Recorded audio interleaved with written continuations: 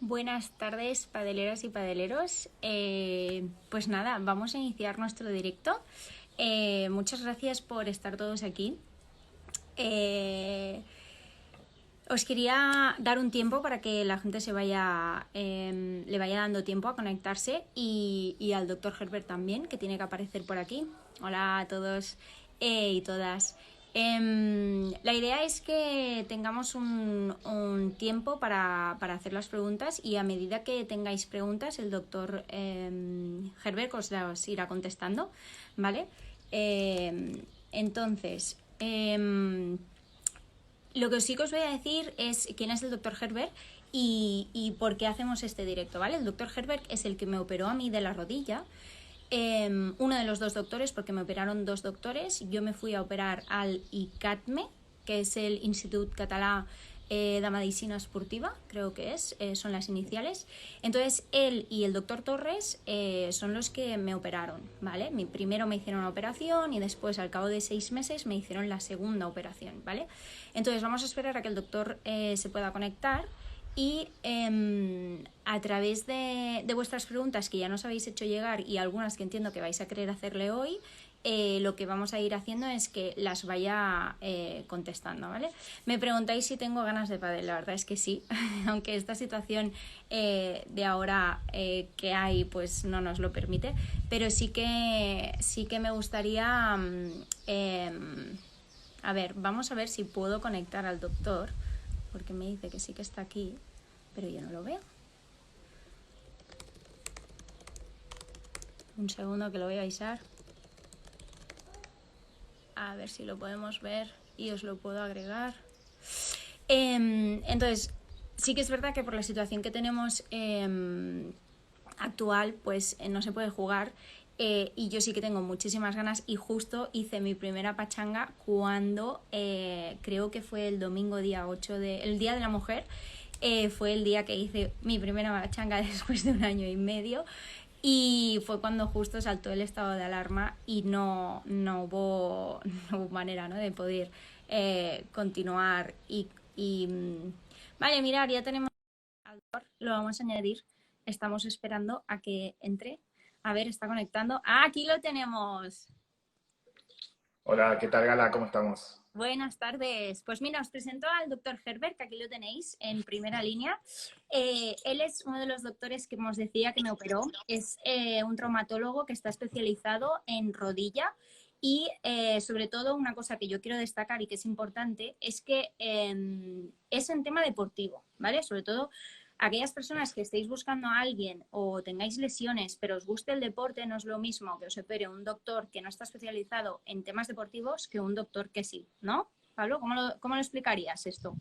Sí, sí, básicamente primero hay que ver que en general aquí en Europa, en Estados Unidos es diferente. En Europa nos dividimos más por los que se dedican a una articulación, a una zona del cuerpo, y en general en Estados Unidos y en Sudamérica también están más eh, llamados los deportólogos, que se dedican solo a deporte, o los que hacen prótesis, que son los que hacen prótesis igual de todo el cuerpo, pero aún así, dentro de la gente que se dedica a una articulación, en este caso rodilla como yo, nosotros en particular nos dedicamos mucho más a la patología deportiva, ¿no? A las lesiones del deporte, no solo del pádel, que las hay muchas, pero también en otros tipos de deportes de equipo, porque que lesiones que este año no van a ser tan frecuentes en equipo, en pádel sí, a ver cuándo nos dejan volver a darle a la bola. En principio, lo que dicen hacia fines de mayo, principio de junio, podríamos volver a jugar al pádel, A ver, pero corremos. Oye, tienes una chica que se ha conectado, creo, que es a Mindfit, que dice que muchísimas gracias por haberme operado. O sea, que tienes gente conectada incluso a la que ya has operado. algunos habrá por ahí, sí, sí, sí. Hay varios. A veces es gracioso porque cuelgo cosas, ahora tengo esta cuenta nueva, ¿no? Pero cuelgo cosas y obviamente pidiéndole permiso a los pacientes y agradecen y les hace ilusión, hacen captura de pantalla, me piden que les envíe las imágenes y bueno, Ah, divertido. muy bien. Genial. No sé si me veis, yo he dejado de verme, pero bueno, creo que sí que me podéis escuchar, ¿verdad? Sí, sí, sí, te escuchamos, ahora vemos, no sé, una especie Una de... chica, sí. Sí, No sé No si sé te por hace. qué no aparezco. Bueno, ¿qué os parece si empezamos con una de las primeras preguntas que teníamos de la lista de preguntas que la gente ya fue enviando? Una de ellas preguntaba, ¿qué solución darías a un desgaste de cartílago de grado 3 o 4 y dolor persistente si hago deporte? Bueno, es una buena pregunta, es un poco amplia, intentaré acotarla un poquitito y explicar las variantes. La lesión tipo 3 o 4, que tendría que ser más allá del número, ¿no? Uno dice el número por lo que ve en la resonancia, así es una lesión grave, por así decirlo. El cartílago, mira, si puedes poner la foto que te puse de la rótula, si la puedes Vamos a llegar ver si a puedo colgar, así la llegar a gente... mostrar una de las fotos que me ha mandado el doctor, ¿vale? Y podemos verla. A ver, creo que era... La que eh, te puse de la rótula. esta es una de ellas. No, esta. Lo que pasa es que se Vale, ve un poco pequeña, pero bueno, no importa. Básicamente, no sé si entendés lo que es un poco color anaranjado, rojo vendría a ser el hueso y lo que es más blanco es el cartílago. Y es un poquito aquí el ejemplo de lo que es el cartílago. Es una especie de recubrimiento, una capa que amortigua y lubrica y que permite que se deslice. Si no tuviéramos eso, viendo la imagen es fácilmente entendible que estaría como el hueso, ¿no? La parte roja contra la parte roja rozando y generando desgaste y dolor, que eso es lo que pasa cuando tienes un desgaste de cartílago importante. En general, la gente cuando habla de desgaste del cartílago, sobre todo en gente joven, en la rodilla se refiere a la rótula del hueso de aquí adelante, ¿no? Y tiene mucho que ver este tipo de lesión con aquellas actividades que uno está mucho tiempo, aquí es difícil de representar, pero es cuando está uno cargando peso y con las piernas, con las rodillas un poco flexionadas. Es como si fuera una especie de sentadilla que hacemos en el gimnasio. claro, porque Bueno, entonces es cuando se tocarían los huesos, ¿no? Cuando sí, realmente se... Vale. exacto. Tocar se tocan siempre, pero hay posiciones que la presión entre un hueso y el otro es mucho más fuerte, ¿no? Entonces, tenemos aquí, esta es mi compañía de cuarentena que tengo. Es, creo que de aquí a poco, si no nos liberan, me va a empezar a hablar. Yo ya le hablo, pero creo que incluso me va a empezar a hablar a mí. La cuestión es que a lo que me refería, esta es la rótula, y esto que hace así de color azul celeste vendría a ser el cartílago. Y cuando uno está de pie, no hay tanta presión, pero cuando uno está de pie y con la pierna un poco doblada, la presión es mucho más fuerte. Y esta es una posición prácticamente persistente en el pádel. Todo el tiempo estamos con las rodillas Claro, está flexionadas. semiflexionado, es Sí. verdad. O deberíamos, ¿no? Los muy amateurs a veces nos ponemos de pie, pero en general hay que esperar, sobre todo en posición de defensa, lo que siempre nos dicen, ¿no? Estar bien abajo. Bueno, y en estas posiciones, digo el pádel porque estamos hablando Correcto. hoy de pádel, pero esto en bicicleta de pie, hacer steps, subir pendientes, bajar montañas, hacer cosas por el estilo. Esta presión aumenta mucho. Y no es que el cartílago duela, como vimos en la imagen, no es que el cartílago duele, porque de hecho el cartílago no tiene nervios. Lo que tiene nervios es el hueso, la parte naranja que vemos abajo. Sí. Entonces, como ese hueso soporta presiones mucho más fuertes al no tener esa parte de cartílago blanco, hace que genere dolor. Entonces, no es que el cartílago, a veces hay gente que dice, no, tengo condromalacia grado 1 y me duele la rodilla. La rodilla no duele porque condromalacia grado 1, la lesión es muy leve. Siempre tenemos algo de cojín, entonces no genera realmente dolor por eso. Puede haber otras cosas, que es un tema largo de decir, pero seguramente aquí en este caso, que nos Sí. pregunta, al ser lesión avanzada es que está tocando prácticamente hueso con hueso. Y en esto en particular, en general en la traumatología, hay dos cosas que sirven para tratar los dolores. Evidentemente, más allá de los medicamentos, así. Pero por un lado, la cirugía, en un caso muy pequeño de los casos, en pequeño porcentaje, y por otro lado, los ejercicios. Y cuando hablas de cirugía, ¿qué es lo que se hace Bueno, en esta zona?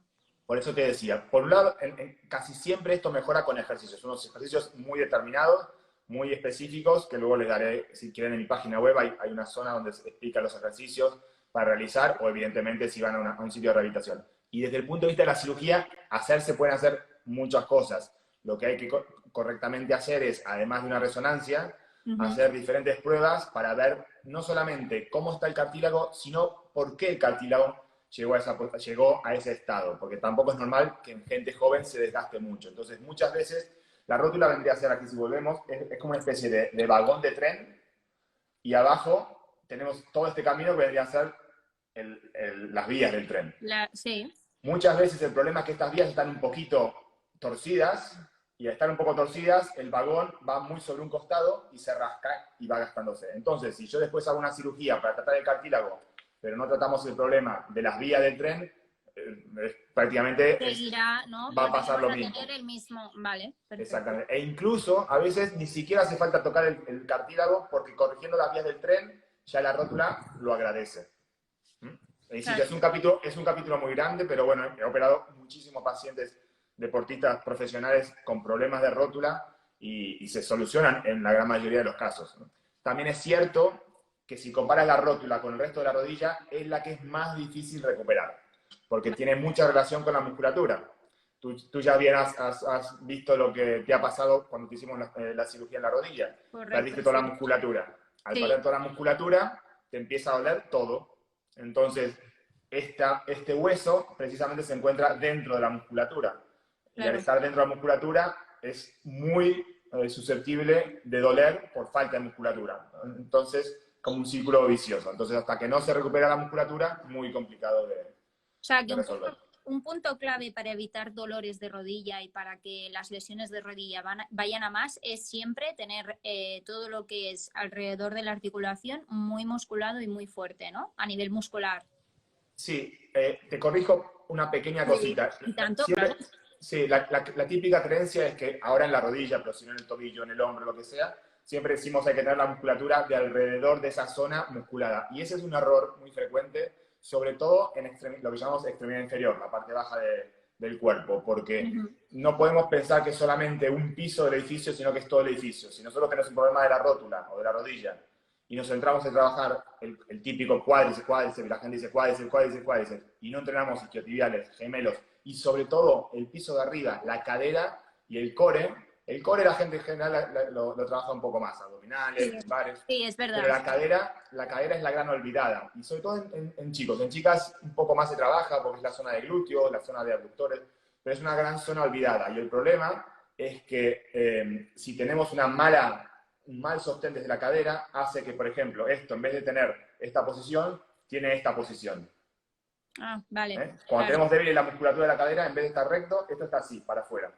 Y al estar para afuera, la rótula rasca con esto. Es decir, moviendo esto también altera la vía del tren. Por lo tanto, hay que trabajarlo un poco en conjunto. Y esto es algo de lo que peor se trabaja en los centros de rehabilitación que no son muy, muy buenos. Por ejemplo, tú te has recuperado en Resport, que es quizás de los mejores centros de rehabilitación que hay en España, y ellos lo tienen muy en cuenta, pero hay muchos sitios donde no lo tienen en cuenta y se centran en trabajar que todo el mundo dice vasto interno, el vasto interno, el vasto interno, el vasto interno.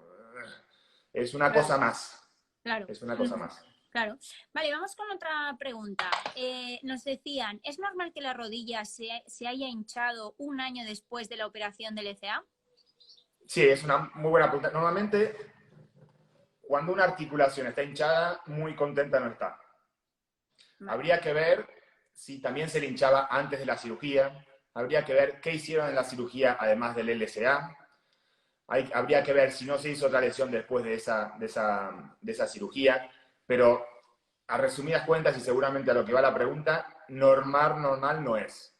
Vale. Esto no quiere decir ni que se hizo mal la cirugía, ni que no se trató lo que tenía, pero algo hay. Es como la fiebre. Si tenemos fiebre, y sobre todo en esta época estamos todos muy atemorizados al respecto, algo pasa, normal no es. Si hay líquido, se queja la rodilla, algo es. Normalmente no es por el ligamento cruzado, lo más frecuente es por lesiones del cartílago. El motivo más frecuente cuando no es algo agudo, no es un golpe. Por ejemplo, cuando es un golpe, evidentemente puede acumularse sangre, ¿no? Pero cuando no es agudo como en estos casos, normalmente hay un problema de cartílago, la segunda causa es un problema de menisco. El ligamento en sí no da derrame más allá del momento inicial. Cuando te lo rompes, obvio, ¿no?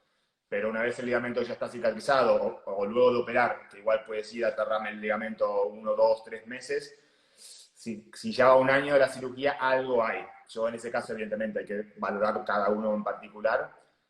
También si está estable, si no está estable el ligamento. Si el ligamento vuelve a estar roto, sí que evidentemente puede haber derrame. Pero lo más probable, si se siente la rodilla fuerte y estable, es que sea un problema de cartílago del menisco. Lo ideal, además de la exploración física, es hacer una resonancia y ver qué tal.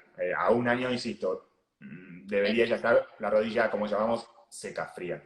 Vale, no sé si alguien de los que estáis en la sala y en el directo ahora mismo tiene alguna pregunta, las podéis ir lanzando. Yo iré leyendo las que ya teníamos apuntadas, pero si hay alguien en la sala que quiere hacer preguntas, lo podéis hacer. ¿Por qué la rótula puede estar desviada? Me comentaban, y fuera de sitio sin haber llegado, sin haberse llevado ningún golpe ni nada específico. ¿Puede ser que una rótula se desvíe sola? Un poco volviendo al tema anterior, y veo que hay muchas preguntas de rótula, básicamente porque es una lesión muy frecuente en el pádel, ¿no? Y en los deportes en general. Todo tiene que ver con el andamiaje que tenemos. A veces el andamiaje, las vías, no están muy finas, pero hay pequeños ligamentos, por ejemplo, el ligamento que sostiene la rótula a la parte de adentro se llama ligamento patelofemoral medial, que es un ligamento que si se te luxa, el que ha tenido una luxación de rótula, Sí. se rompe, ¿vale? Se rompe. Entonces, hasta ese momento se venía manteniendo el equilibrio más o menos normal, a pesar de que posiblemente las vías estaban desviadas, pero ese ligamento lo mantenía. Una vez roto, se ha descompensado por completo, entonces en estos casos posiblemente hay que reconstruir este ligamento y poner las vías, por decir así, correctamente, bien rectas. Pero no es que la rótula se desvía porque sí. La disposición o la posición anatómica, eso normalmente viene de nacimiento, la culpa de los papis. Vale. Vale, quería cambiar la foto a ver si aquí se veía, pero como se ve muy pequeñito no se puede acabar de ver.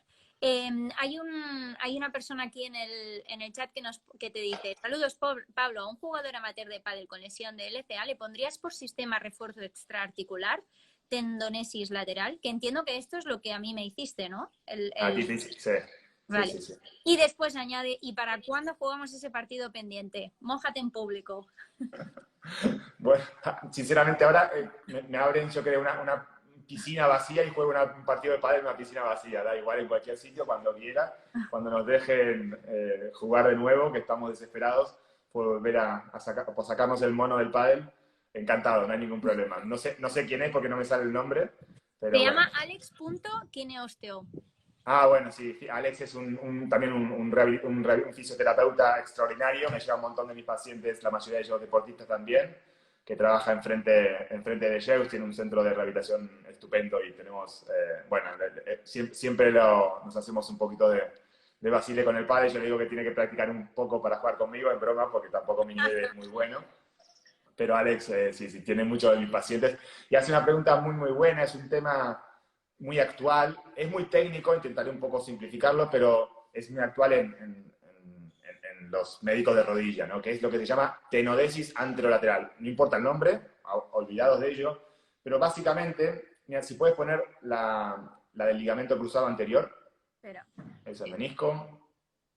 Esa. Eso que está ahí en el medio vendría a ser las veces que tenemos aquí, si esto sacamos la rótula.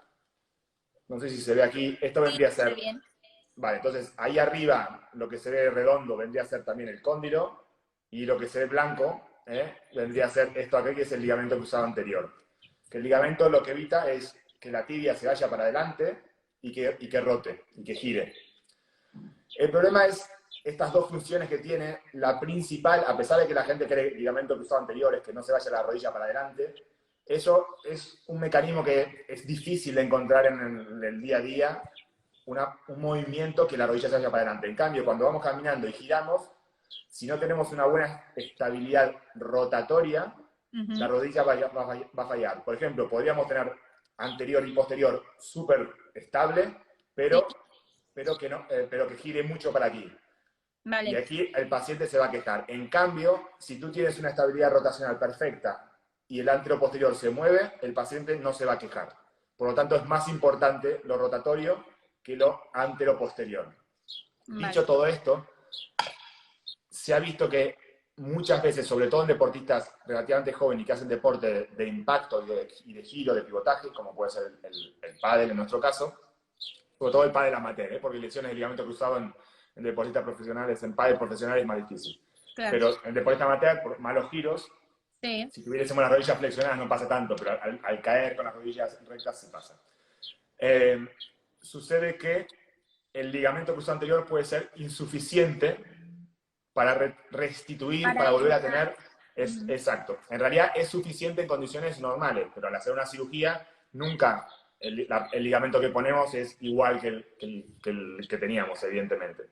Entonces lo que se ha visto es que haciendo una especie de refuerzo o una especie de barandilla en esta zona, con los tendones propios, no hay que poner nada afuera, con una pequeña incisión, lo que hace es ayudar no a la función que se va adelante, sino a la función que gira.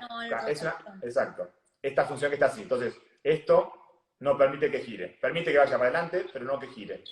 Entonces, está complementando, ayudando, reforzando, como una especie de actor secundario, pero que ayuda, es como si fueran los castells, sí, ¿no? Que tan populares en Cataluña, pues lo mismo, vendría a ser, el ligamento cruzado vendría a ser el más grande, la segunda fila, y alguien abajo, que por si se está por caer, le ayuda para que no se rompa, ¿no? Entonces, o sea, es un refuerzo.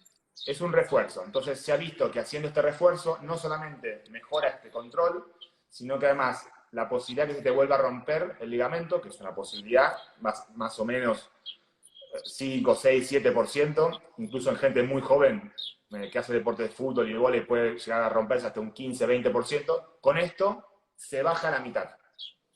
Ostras, claro, es un 50%. A veces una de las cosas que hay controvertidas siempre en cirugía de rodilla es qué tendón usar para el ligamento, cuál se rompe más, cuál se rompe menos, y al final es una diferencia mínima entre ellos. Por lo tanto, realmente es mucho más importante poner este refuerzo que decir si usamos tendón rotuliano, tendón de la pata de ganso, o sea, que llamamos. Sí tú sí que lo recomendarías que se haga Yo lo hago en mis pacientes en un 60, 50, 60% de los casos. Yo lo hago no solamente en revisiones como tú, que eso es en el 100% de los casos, sí, sino también en lesiones primarias, en roturas que ocurren por primera vez, vale, siempre que sea gente joven como tú, y ahí ya me he ganado, ¿no? Te has ganado un punto de regalo para cuando hagamos el partido de pádel, va. Exacto, el handicap. Hago una puntualización porque cuando el doctor Herbert dice una segunda o es una, ¿cómo le llamas tú? ¿Revisión? No, cuando es revisión, sí. Exacto. Cuando él habla de eso significa que a mí o a ese paciente que va a operar ya le han operado previamente de un ligamento cruzado, ¿vale? Por eso se le llama una revisión, porque es como otra vez que te has roto y otra vez que te operan. Entonces, en esos casos sí que recomienda este refuerzo. Sí. Bueno, puntualizarlo. Sí, es un término que usamos no solamente aquí, en todo. Si es una prótesis de rodilla, una prótesis de cadera, la primera es prótesis de cadera y si se tiene que cambiarla, se dice revisión de prótesis de cadera. Es como el segundo ITV. Para los que no entendemos tanto el lenguaje de medicina como a mí que a veces me pasa, por eso lo quería explicar para que la gente que está aquí que lo pudiese entender. Hay otra pregunta. ¿Cómo se mejora la molestia del quiste de Becker?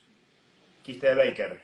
Sí, bueno, también hay un poco de inflación en cuanto a la importancia que sería el quiste de Becker. El quiste de Becker no es un quiste.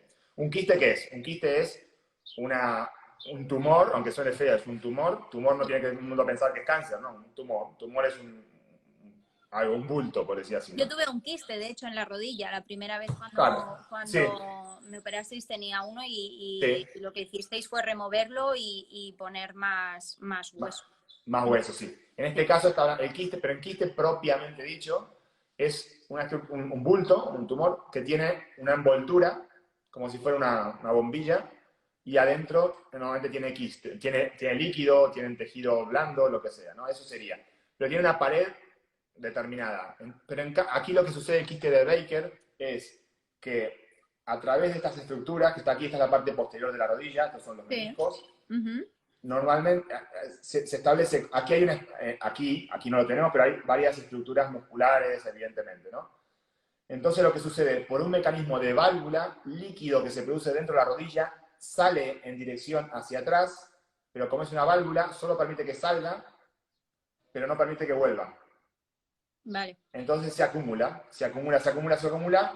y va acumulándose. Lo que pasa es que como es un sector muy cerrado, en vez de difundirse, como puede pasar en otra parte del cuerpo, si se nos hincha el brazo, se difunde para cualquier lado, aquí se queda y forma una especie de bulto y le llamamos quiste de Baker. Pero no es un quiste, no es a la gente que tiene que pensar un quiste, ¿no? Que es un tumor en particular.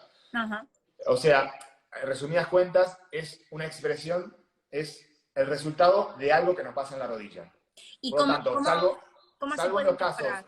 salvo en los casos que sea muy, muy, muy, muy grande, Sí. que ahí sí, porque molesta, porque es muy grande, se puede dos cosas, o pinchar bajo control de artroscopia, con ecografía o sin ecografía, se quita el líquido, pero el problema haciendo esto es que el mecanismo va a seguir produciéndose, entonces va a volver a aparecer.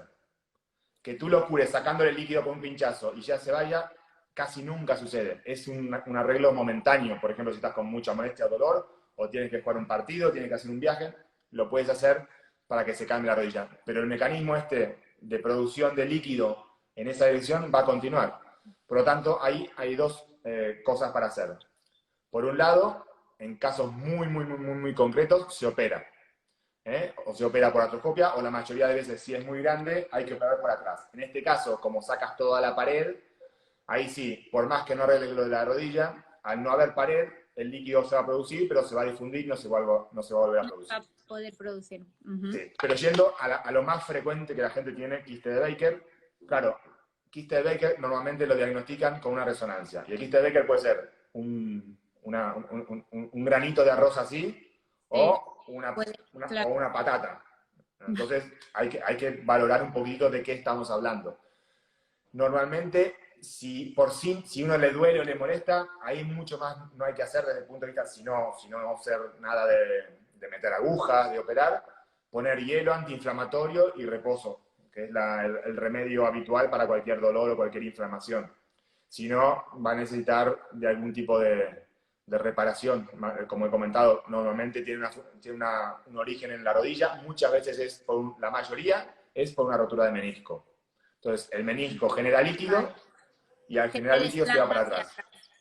En ese caso, lo que se suele hacer por una artroscopia, limpias el menisco y en general también puedes limpiar un poquito desde la rodilla con la artroscopia el quiste, pero incluso aunque no lo toques, como le has quitado la causa, Sí. desaparece solo.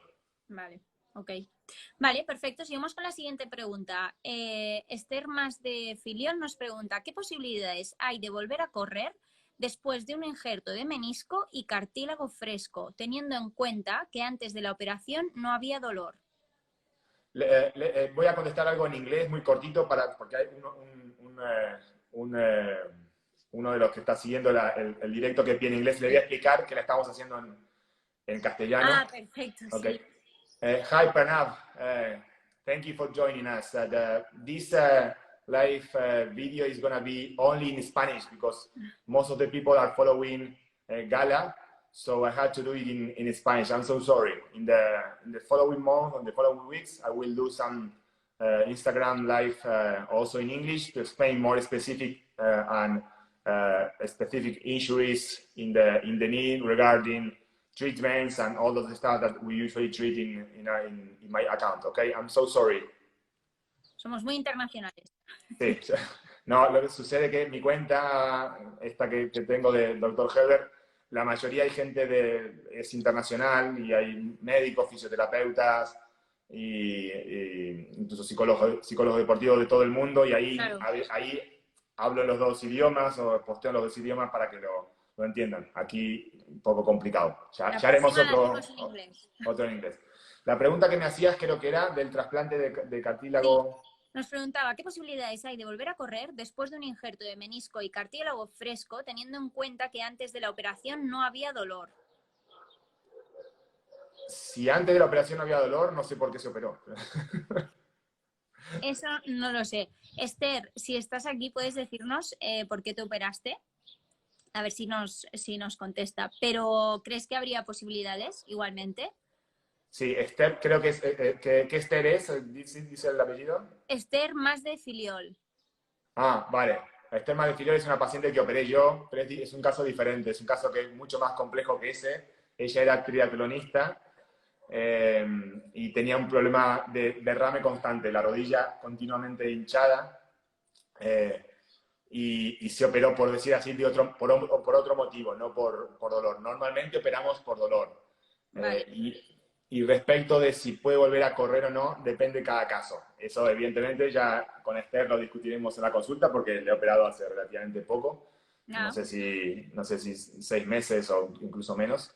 Eh, pero, no, menos, yo creo que en febrero o marzo. Pero bueno, en cualquier caso, eso lo discutiré un poco con ella. Volviendo al tema del cartílago con el deporte, el trasplante, yo particularmente bueno, soy el médico de referencia en Cataluña, incluso en España, el que más experiencia tiene en trasplante de cartílago. ¿Sí? Todos los casos que hay son referidos a mí, porque soy básicamente casi el único que puede hacerlos. Y el trasplante de cartílago depende de dónde estamos opinando, es de dónde estamos planteando el problema, si es o en la rótula o si es en la parte de abajo. Si es en la rótula, lo que se llama el return to play, en inglés lo decimos, pero es una frase que se entiende, sí, el retorno la deportivo. vuelta, el retorno, sí. Cuando es en la rótula es muy bajo, ¿vale? Es alrededor de un 20-25%, Vale, muy bajo. Por lo tanto, si un paciente me viene a la consulta que hace deporte relativamente con intensidad, sí, con un problema de la rótula, y le planteo hacer un trasplante de cartílago a la rótula, y me pregunta, ¿podré volver? Yo le tendré que decir, 4 de 5 no pueden volver al mismo nivel que antes, no quiere decir que no pueda hacer nada. O sea correcto. que es relativamente bajo. Después hay una zona intermedia, que es la que se llama la tróclea, que es en esta parte, que la tasa de retorno es de un 70%, mucho mejor. Mucho mejor, Y claro. luego el de los cóndilos, Sí, ¿eh? que es la más frecuente en deportistas y que es entre un 80-85%. Ah, O sea que es bastante alta al respecto. Lo que pasa que tardan bastantes meses. Estamos hablando de no son cirugías incluso bastante más largo que lo tuyo. A veces tardan, del cóndilo pueden tardar 9-10 meses, pero de la rótula pueden tardar hasta año y medio. me ha unido. ¿Ok? Y de dónde sale este cartílago? Este cartílago sale de unos chihuahuas que buscamos ahí. Que a veces luego empiezas a ladrar y no sabes por qué. No, básicamente Vale, ahora es entiendo por qué me voy comportando así de rara. A ver de dónde ha exacto. sacado el ligamento. Vale. Estás rabiosa, estás rabiosa. Eh, no, básicamente lo que son de donantes jóvenes, gente que fallece, joven, gente que muere, tope 40, 45 años de edad, que muere normalmente por causas naturales, también por accidentes de tráfico, que evidentemente no comprometan a la zona que tiene que Correcto. trasplantarse. Sí. Y en esos casos, cuando hay un donante, el banco de tejidos, que tenemos aquí en Cataluña, que es de los mejores que hay en Europa, tenemos que estar orgullosos, se pone en contacto conmigo, me envía unas fotos, yo tengo la lista, una base de datos con todos los pacientes de Cataluña que tengo que operar, sabiendo qué necesita cada uno, y de acuerdo a lo que tienen, a la forma del donante, el tamaño, la edad, etcétera, yo le digo, bueno, este cartílago me sirve para este u otro paciente. Entonces lo puedo de esta manera optimizar. Si hiciésemos muchos médicos con 2 o 3 pacientes nada más, sería muy complicado desde el punto de vista logístico arreglarlo. Entonces, tampoco hay tantos donantes. Esto podemos calcular más o menos que habrá unos que nos sirven realmente, 20-25 donantes al año. Muy poquito. Ostras, es muy poco. Es muy Vale. poco, por eso hay que optimizarlo mucho. Puede haber un año que aumente un poquito más o un año que aumente un poquito menos. El problema es que estamos fotuts, como dicen aquí en Cataluña. Muchos de los pacientes, de los donantes que en principio creemos que van a ir bien, de Sí, repente el paciente que ha muerto de 30 años, 35 años, decimos, bueno, perfecto. Una vez que se abre, nos damos cuenta que el cartílago está muy deteriorado. Esto tiene que ver seguramente con la mayor cantidad de actividad física que vamos haciendo, ¿no? Quizás en la época igual de nuestros padres, ahí no se sí, hacía sí, mucha sí. cosa. Claro. En cambio ahora ya desde chiquito, en la colonia, en el colegio, haciendo deporte a punta pala y los cartílagos llegan en bastante mal estado. Y evidentemente lo que no puedo hacer es trasplantar un cartílago en mal estado, ¿no? Tiene que ser Claro. perfecto. No, no, claro. Entonces, esta es la fuente que tenemos. Ahora lo tenemos parado, en principio a partir de 15 días vuelve a ponerse en marcha, estuvo parado estos 2 meses, evidentemente no hace falta por qué, no hace falta que explique por qué, pero ahora vuelve a estar en marcha el plan. Muy bien. Otra pregunta. ¿Hay que hacerse una resonancia magnética si tras artroscopia de LCA y alta me sigue saliendo cajón positivo? Eh, Normalmente yo a todos los pacientes que operamos de ligamento les hago una resonancia de control. No tanto para ver cómo está el ligamento, sino, no tanto para ver si está entero o no está entero, sino para ver el grado de maduración, que es lo que te hemos hecho a ti hace poquito. Sí. Te hicimos la resonancia para ver qué tal estaba y estaba bien. Entonces, a partir de esa imagen, uno dice, puedes ir para adelante. El tema es que si tú tienes cajón anterior, esto hay que explorar. Cada paciente es un mundo y había que explorar y ver cuánto se mueve. Y no solamente cuánto se mueve en nuestras manos, sino qué siente el deportista con esto. El cajón anterior es porque se lo dijo el médico o porque él siente o ella siente que la rodilla se le va. ¿Puedes explicar, Pablo, qué significa Sí, el cajón positivo? Para los... cajón, el nombre viene básicamente de abrir un cajón. No tiene mucho secreto. Entonces, si abrimos un cajón, el ligamento lo que evita es que la tibia se vaya para adelante, como comenté antes. Entonces, el cajón anterior sería que esto se desplaza más de lo que debe. Si está el ligamento intacto, no hay cajón. No se mueve. Y el ligamento no está bien, se va para adelante. ¿Ok? Pero esta es una prueba que hacemos, que le llamamos nosotros cajón anterior. El tema es, a veces, como comenté antes, puede dar eso inestabilidad o no, porque lo importante es la inestabilidad rotatoria. Si el paciente siente que se le va la rodilla, es que ese ligamento no está funcionando. O está roto, o se ha estirado, o no está funcionando, no es suficiente. Evidentemente, la cirugía que hacemos es para que la rodilla quede estable. Si la rodilla no está estable, algo pasa, ¿no? O sea, no es normal que tengamos un poquito de juego, puedes tener, un poquito puedes tener, pero no claro, puedes tener... No que haya un... ¿Y con una resonancia magnética esto se puede detectar? El cajón, con la resonancia, el diagnóstico de inestabilidad, no solamente en la rodilla, en la mayoría de partes del cuerpo, es lo que llamamos clínico. En un diagnóstico de cualquier persona hay tres cosas. La anamnesis, que es la charla con el paciente, la exploración física y los estudios complementarios. Por ese orden y por ese orden de importancia. Claro. De lejos lo que más importante es lo que me dice el paciente, porque yo después incluso, si le hago la exploración y me sale cualquier cosa, y la resonancia sale cualquier cosa, y el paciente está encantado de la vida, yo no le voy a operar de cualquier cosa. Claro. Porque el paciente lo que viene a la consulta es por lo que me cuenta. Entonces, a partir de lo que me cuenta, voy y exploro la rodilla de lo que del paciente me cuenta. Claro. Si yo hago rodilla solo, pero si hago rodilla y me dice, se me va la rodilla, y yo le digo, bueno, pero tienes aquí la vértebra mal, te voy a operar de la vértebra, no, por más que la vértebra esté mal, no es por eso. Entonces, el paciente me orienta primeramente con lo que dice. Si viene a la consulta porque dice, se me va la rodilla, ahí yo le exploro, puedo decir, muchas veces el paciente, claro, el paciente es paciente por primera vez, nunca, claro. Son sensaciones muy raras, todos tenemos sensaciones raras, a veces no nos describimos, no, tengo algo como que se me va, o que siento que es raro, que me falla, lo que sea. Muchas veces el fallo que dice la gente es que tienes dolor, sobre todo los primeros meses después de la operación, y ese dolor hace que claudiques, que haces así y te da la sensación de que falla. Pero no es que la rodilla está floja, es que uno tiene dolor y el dolor genera una inhibición repentina en la musculatura, claro, y un reflejo y te caes. Entonces tú tienes que ver si lo que te dice el paciente que refiere como que le falla o que tiene inestable es realmente una inestabilidad o es producto del dolor normal postoperatorio. Vale. Si esa inestabilidad vemos que también es inestable en la exploración, evidentemente ahí pedimos también una resonancia para comprobar, para ver bien qué pasa, pero si el paciente dice que está inestable y yo te exploro y veo que la rodilla está inestable, la resonancia si me viene y me dice que está perfecta, pues yo digo que es de otro paciente, me la han confundido con otro paciente, porque lo que importa es lo que te decía antes, lo que me dice el paciente y la exploración. Nos basamos mucho más en eso que en la resonancia. Y la resonancia no es un informe, el informe, de hecho, cuando nosotros siempre tengo muchos fellows, mucha gente que viene a aprender de otras partes del mundo y se asombran de que yo jamás he visto el informe de una resonancia. Está prohibido, porque el informe de la resonancia lo hace alguien que no ha visto ni hablado ni examinado al paciente. Claro, por eso no tiene sentido. Conexión, claro, con los dolores o las sensaciones que tiene el paciente como tal. Exacto, porque muchas veces tú ves una resonancia, voy a poner mi ejemplo, yo tengo el menisco interno, el menisco medial roto. Nunca me ha dado síntomas, me hice la resonancia por otro motivo.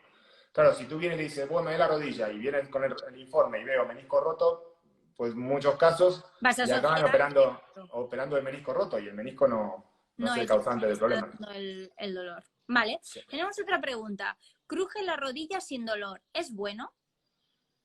Los crujidos, en particular, si no duele, no hay que tenerle miedo. Y en todas las articulaciones pueden crujir. A mí, por ejemplo, me crujen los dos tobillos, no sé por qué, esto reclamaré a mis padres también.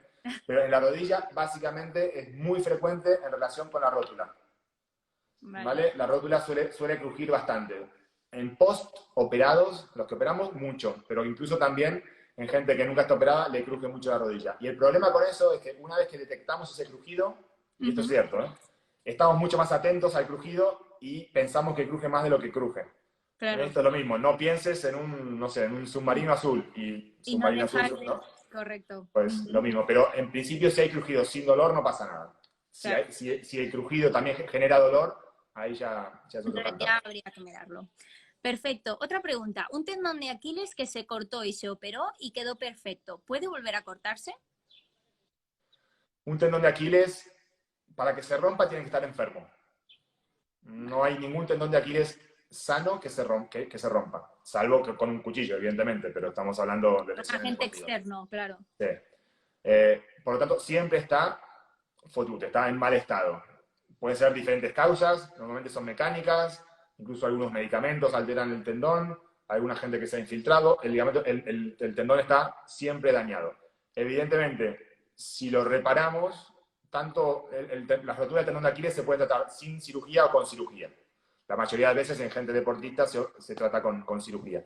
Si lo reparamos, pero el tendón sigue estando malo como antes, e incluso después de una cirugía. Por lo tanto, la posibilidad de que se vuelva a romper es más alta que en un tendón que nunca se ha roto. Que nunca. Bueno, al final esto es como los ligamentos, ¿no? Entiendo.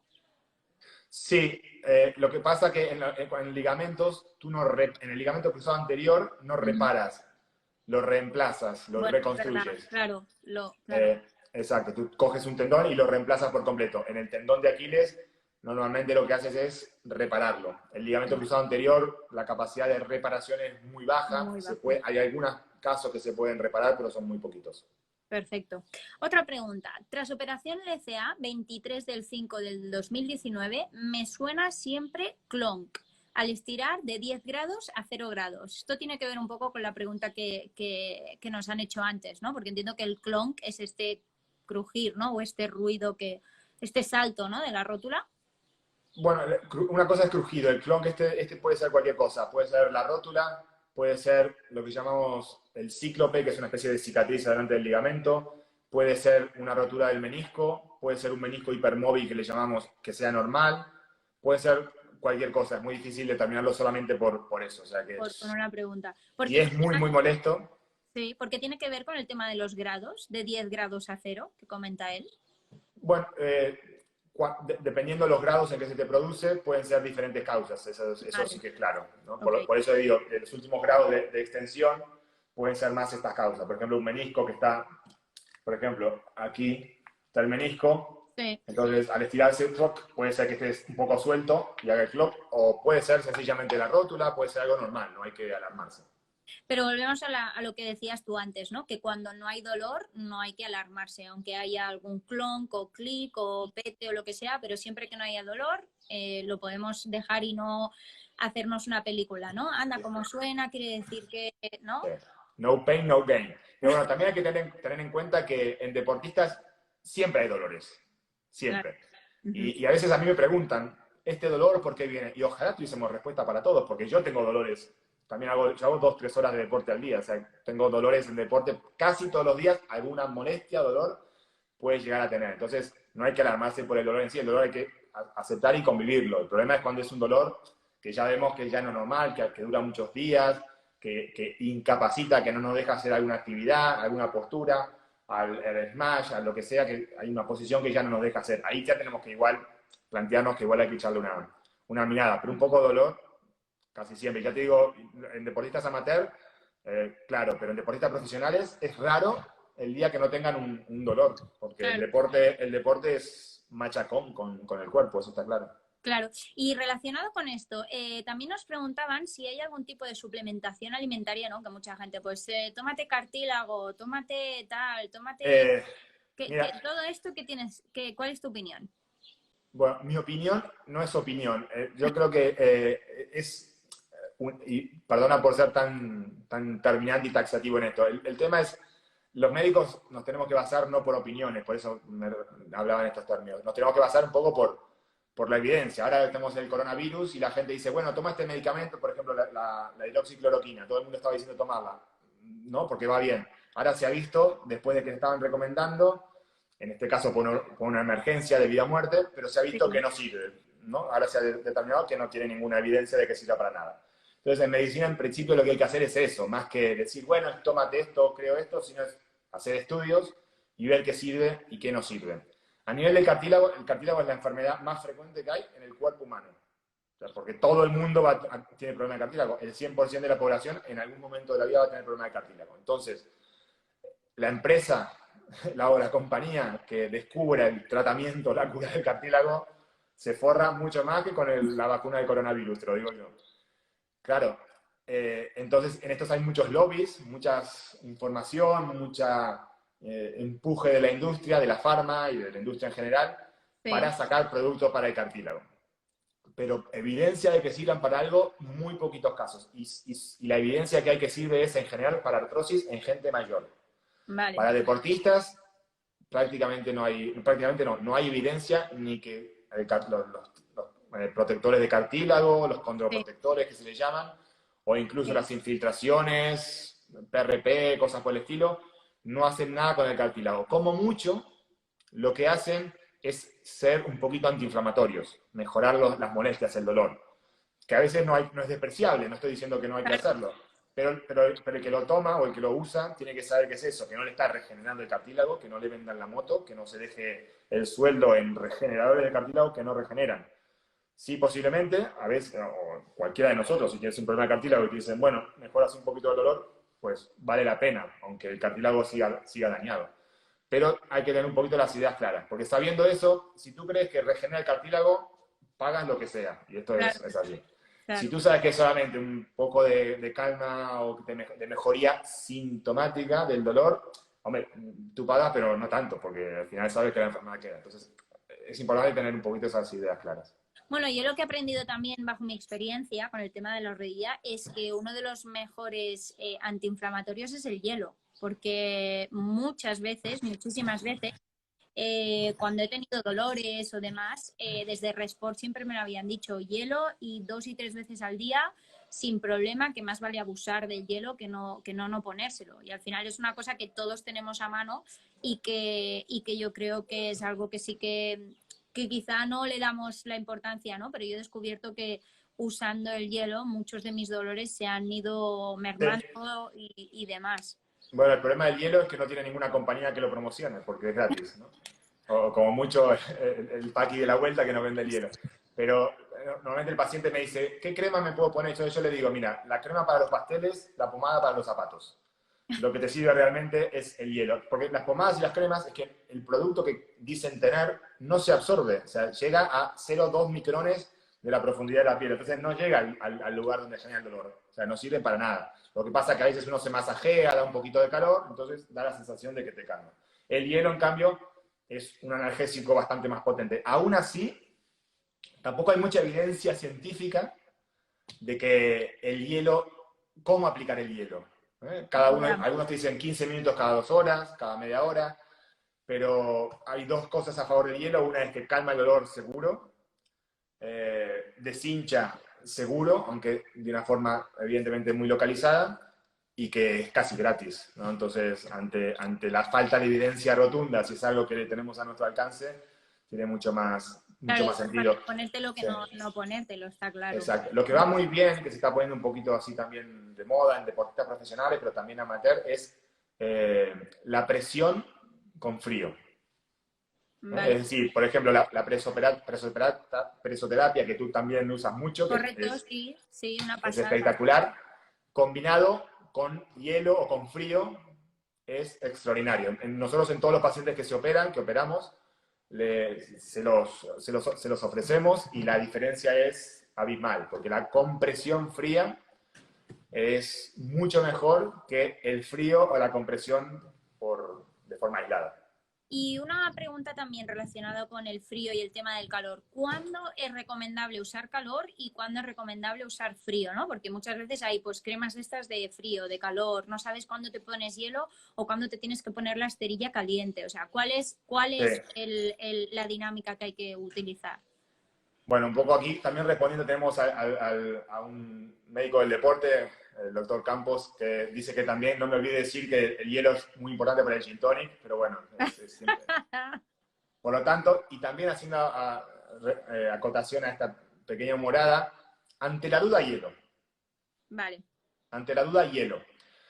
En realidad lo que sirve más el hielo es más antiinflamatorio, disminuye la irrigación sanguínea y calma más el dolor que el calor. Tú el calor lo que hace es que dilata los vasos, aumenta la circulación sanguínea y eso puede generar más dolor, excepto en las zonas donde hay musculatura y necesitamos esa musculatura utilizarla. Voy un poquito de nuevo. Por ejemplo, si tenemos que hacer un deporte, aplicándonos hielo antes nos puede perjudicar a nivel muscular, porque el músculo se va a encontrar más retraído y poco elástico, poco flexible. Entonces, a nivel muscular, lesiones musculares de forma aguda, en el momento agudo, puede uno ponerse hielos si no va a seguir jugando, pero si por lo que sea tiene un poquito de contractura y quiere seguir jugando, igual hay un poquito mejor de calor. Pero ante la duda, hielo, hielo, hielo y hielo. Es lo que más tenemos que tener en la cabeza. Casi nunca va a ser dañino el hielo, en cambio el calor puede ser perjudicial y aumentar la inflamación. Perfecto. ¿Hay alguna otra pregunta que se nos ha quedado por aquí colada y decía, por ejemplo, Caballo de Troya 35 decía, yo todavía tengo dolor y siento cierta rigidez. Además de esto, noto como un acortamiento en la extensión, a pesar de trabajar mucho el estiramiento, en la parte posterior que me llega hasta el tendón de Aquiles. ¿Es ¿Chico o normal? chica? Entiendo que es un chico. Seguro, porque esta es una enfermedad crónica que tenemos el 95% de los hombres, es que somos cortos de músculos, cortos isquiotibiales. Bueno, algo tendríais que tener, porque os lleváis la palma de las cosas buenas, así que algo malo teníais que tener. O si empezamos a contar las cosas malas que tenemos. No, que no da tiempo, no da tiempo. Sí, pero básicamente es por dos motivos. Uno, porque en general no estiramos nunca, esto hay que decirlo, y otra porque constitucionalmente, dos cosas. Otro, que normalmente nos centramos mucho más en hacer fuerza, y la fuerza, quieras o no, va un poco en contra de estirar. La fuerza es músculo más corto, y tener elasticidad es músculo más largo, más flexible. Entonces muchas veces nos hemos criado desde chiquitos, terminar de hacer deporte o incluso ir al gimnasio, y el músculo se acorta, entonces es mucho menos flexible. Pero además es una cuestión constitucional también, porque ya de por sí los hombres tenemos menos elasticidad, somos menos flexibles, no hace falta ser adivino, o sea, ¿no? ¿Le recomendarías sí. el qué? Que hiciese muchísimos más estiramientos, que intentara que la zona se convirtiera un poco más flexible. Sí, sobre todo los estiramientos son importantes después del ejercicio. Antes del ejercicio es la entrada en calor, pero incluso el que no tiene mucha idea ni se lo recomiendo hacer estiramientos antes porque al estar un poco frío incluso se puede lesionar. Es sobre todo más importante al final. Y el estiramiento hay que hacerlo bien, no es lo típico que uno hace 3 tironcitos y para casa, para la ducha, que a tomarse la cerveza. No, es quedarse 10, 15 minutos, ya sé que es un palo, terminas tu partido de pádel, incluso fueron 2 partidos de pádel, 3 horas que estuviste jugando en las pistas, y vete a hacer 15 minutos de estiramiento cuando todos tus amigos se han ido a dar una ducha para tomar una cervecita, o para salir, o para volver a casa, o lo que sea. Entonces, es complicado en ese sentido. Pero otro detalle también mucho a tener en cuenta es cómo hacerlo. Ahora la gente tiene un poquito más idea, pero lo que no sirve es hacer los típicos tirones. ¿Esto porque el músculo está formado por 2 tipos de fibras, lo que se llama actina y miosina, da igual, ¿no? Son 2 fibras. Entonces, cuando tenemos el músculo estirado, bien elongado está así, pero al terminar el deporte lo tenemos así. Vale. Y lo tenemos así porque hay uniones entre las fibras de arriba y las fibras de abajo que no permiten estirarlo. Y si hacemos tirones, vuelven en su sitio. Estas uniones, para que se rompan, necesitan estar al menos 20 segundos separadas. Entonces, estiramos, si volvemos a los 10, 12 segundos, vuelve al mismo sitio. Vale. Pero si estamos aquí, esas uniones, es como decir, como que si fuera un imán con memoria. Entonces, si nos quedamos así, al final el imán se pierde la memoria y se queda en esta posición.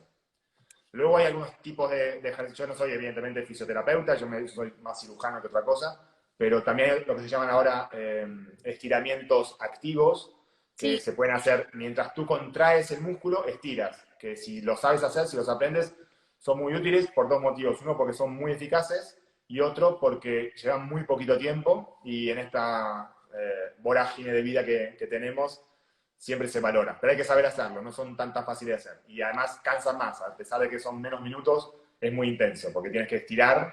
de Y, por una ejemplo, determinada. un ejemplo claro, por ejemplo, si fuera el bíceps, mientras contraemos, tenemos que ir estirando. Bueno, tiene una cierta técnica que hacer. Perfecto, nos quedan 4 minutitos. Te voy a hacer otra pregunta que hay aquí que es bastante técnica y dice, doctor, ¿su preferencia para la reconstrucción de LCA, autoinjerto o aloinjerto, técnica transtibial o anatómica? Bueno, traduzco un poquito. Lo de anatómica y transtibial, esto es muy técnico y es más de, seguramente será alguien igual o médico o algo del Doctor estilo. Maravino. Sí. Yo hago técnica anatómica, es un tema que quizás no va tanto al caso en lo que estamos hablando ahora, pero lo de autoinjerto está hablando si el injerto lo utilizamos de tu propia rodilla o lo pedimos de donante. Básicamente uso muy poco al injerto porque yo opero la mayoría de pacientes son deportistas y se ha visto que en deportistas la posibilidad de que falles si coges el tendón de un donante es 2 y 3 veces más alta que si usas el tendón propio del cuerpo. Evidentemente, un tendón propio del cuerpo tiene su parte negativa, es que te duele y que sacas una parte, por decir así, de otra parte, ¿no? Esto es desvestir un santo para vestir otro. Pero siempre mejora un deportista y nunca en deportistas o gente joven uso halo injerto, siempre injerto propio, como en tu caso, por ejemplo. Sí, es verdad. En mío la primera operación fue un ligamento de muerto y esta última operación que me habéis hecho vosotros es de mi propio cuerpo, del Bueno, Juliano. es un ejemplo, ¿no? El primero fue con injerto de donante, de banco de tejidos, y te duró lo que te duró. Exacto, sí, sí, bueno, los años que duró, pero la verdad es que podía haber durado más. Sí. Vale, Bueno, es que perfecto, pues tú ta- nos quedan 2 minutitos para acabar. Hay una otra pregunta que voy a aprovechar a ver si nos la puedes contar súper rápido, que dice, Ana Pascual, de una pregunta, tengo 25 años, intervenida hace 7 por lesión deportiva de menisco externo y cartílago femoral, actualmente condropatía de grado 2, 3 y dolor al correr. ¿Habría solución? es difícil, sinceramente, por redes sociales y solamente por leer eso, sin siquiera preguntarle a ella unida y vuelta. Le recomendaría que me visitara a mí o a un médico al respecto. Hay que ver del menisco qué le operaron, si le quitaron todo el menisco, si no le quitaron todo el menisco, si la Claro. posición de la pierna está desviada, si no está desviada, si ese dolor le genera derrame o no le genera derrame, si ese dolor es al caminar o al hacer mucho deporte. Hay muchas variables a tener en cuenta. Es posible que el menisco que tenía ella siendo tan joven y se lo operaron hace tanto tiempo, es lo que se llama el menisco discoideo, que es básicamente el menisco, en vez de tener, si puede poner la foto, bueno, no tenemos tiempo, la foto del menisco, que es el menisco es ese, Aquí. exacto. En vez de tener esta forma de una C, tiene una forma de platillo, que esto es Vale. una alteración de nacimiento también. Entonces, al tener forma de platillo, actúa no muy bien y hace que se rompa. Por eso, cuando hay rotura del menisco externo en gente muy joven, normalmente es por esta causa y suelen dar unos resultados no tan buenos como si tuvieras un menisco roto normal. Entonces, pero bueno, insisto, es poco complicado de ser Claro. más preciso porque habría que ver cada caso, ¿no? Bueno, al final yo creo que antes lo has contestado muy bien. Cada paciente es un mundo y al final hay que tener no solo en cuenta una resonancia magnética, por ejemplo, como muy bien comentabas tú, sino conocer también las sensaciones de cada paciente, porque cada uno de nosotros somos un mundo, y también la capacidad tuya, ¿no? Como doctor, de valorar qué es lo que te está diciendo y además interpretarlo, porque no todos sabemos explicar los dolores y el tipo de dolor que tenemos, lesión y demás. Así que, bueno, agradecerte muchísimo la charla. Yo creo que ha sido súper interesante, que podríamos seguir con preguntas y con explicaciones y que tienes material y conocimiento para bueno, para dar charlas y horas. Así que muchísimas gracias, Pablo. Despídete tú ahora, que te quedan 5 Bueno, segundos. bueno, muchas gracias. Y bueno, aquí mismo en la página esta de Instagram cuelgo casos así, algunos complejos de los pacientes que han ido